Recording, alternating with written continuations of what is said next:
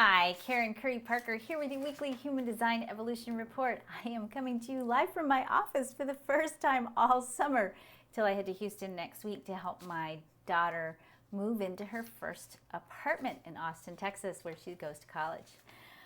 We have a really just juicy week this week. It's an exciting week and it has a theme. And the theme of this week is transformation.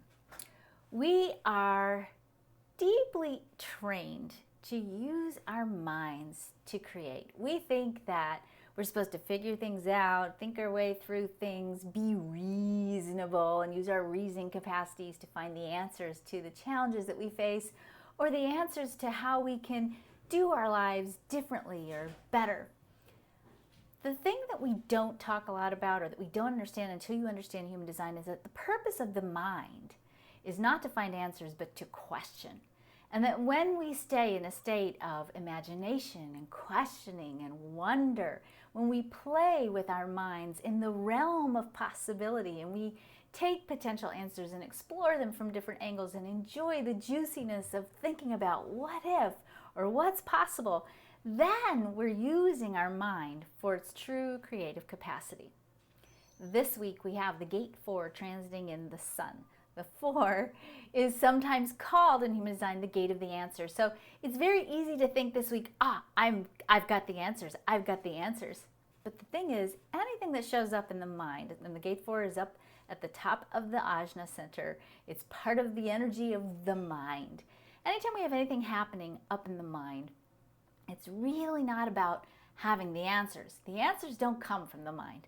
The answers come from the outer reality. Your universe brings you the answers. Your world is going to show you what's the next step for you, which is why surrendering to the unfolding of what's showing up in your life is so crucial. But what does show up in your mind? The potential inspirations, the answers that you could be playing with from that place of wonder, those answers will be showing up this week. And those answers are going to be in response to your query about what revolution do I want to bring into my reality right now? You know, traditionally, we always say September is kind of the new year. It's the real new year in a lot of ways. You know, we start off in January, but it's kind of a, it's a weird vibe with January. September is sort of the time when we really roll up our sleeves and get to work. It's a time when, metaphorically, it's the beginning of the harvest season. We go back to school in the West.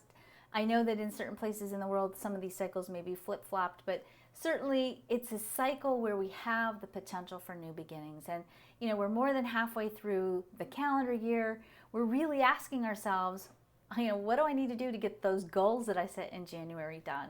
What do I need to do to really harvest the fruits of my labor? So when this energy is transiting at this time, it's really asking us to step into a new place, to step into our imagination and to revisit the question, what do I want? What areas of my life are in need of revolution? Maybe it's your money. Maybe it's your relationship. Maybe it's your relationship with yourself and your physical health and wellness, or your lifestyle. Maybe you need more rest, and that's definitely a theme that's also playing in the transits right now.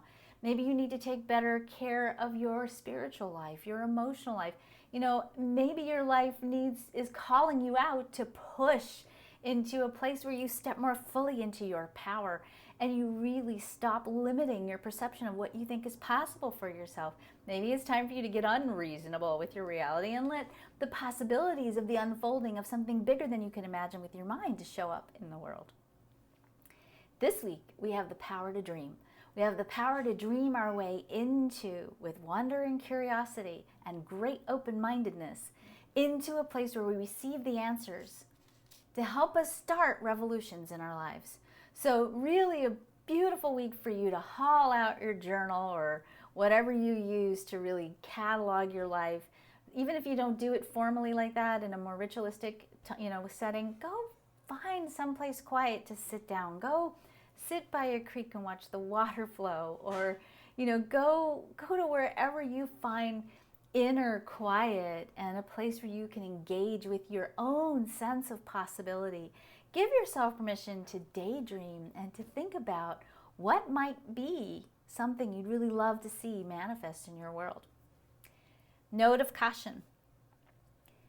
It's very easy when we start to dream to immediately kick into that default conditioned place where we go of doubt and suspicion, that place where we wonder, well, how's that going to happen? Or I don't have the training for that, or I don't have the certificates for that, or I don't have the money for that. All that naysaying that we're deeply entrained to do. It has the potential to come up, and it certainly has the potential to come up not only inside your own head, but actually in the conversations that you have with each other. So the other thing I'm going to invite you to do this week, beyond just the engaging with revolutionary enthusiasm in the realm of possibility, is to also really start giving yourself permission to only engage in conversations and dialogues that include stories about what you want and where you're headed, and not slipping into those habits of complaining, talking about the negativity, looking, having those, and let's be honest, okay, be honest.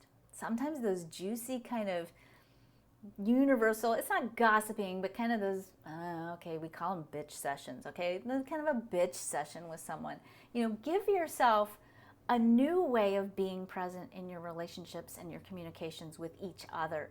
And don't allow either one of you, or don't allow yourselves, the conversations you engage in collectively, to devolve into complaining sessions or fear-based sessions or conversations where you focus on what you don't want, and instead really engage into creative possibilities in your dialogues with each other about what it is that you really do want. And definitely don't have any kind of I don't want conversations in your head. Your head needs to be staying in this place of expansive revolutions. That's where you are this week. Expansive, cognitive revolutions, okay? Nothing less than that. Do not forget, the light came back on in confirmation of this statement. Do not forget, you are powerful. You are here to be loved. You are here to make a contribution to the world by virtue of your existence. You are the contribution. It's not what you do, it's who you are. Do not forget to let go of the past so that you can move forward, take the blessings of the past, and create something totally and radically new. Do not forget to take your direction from Spirit as Source. Do not forget to take good care of your body. Do not forget you are designed to attract and receive. There is nothing in the chart that's about forcing and pushing. It's all about allowing. You are designed to attract and receive all of the support that you need to fully manifest your destiny. And last but not least, you are designed to love yourself and to love each other. This week, revolutionary possibilities. Dream them, imagine them, stay in a state of wonder, and have an awesome week.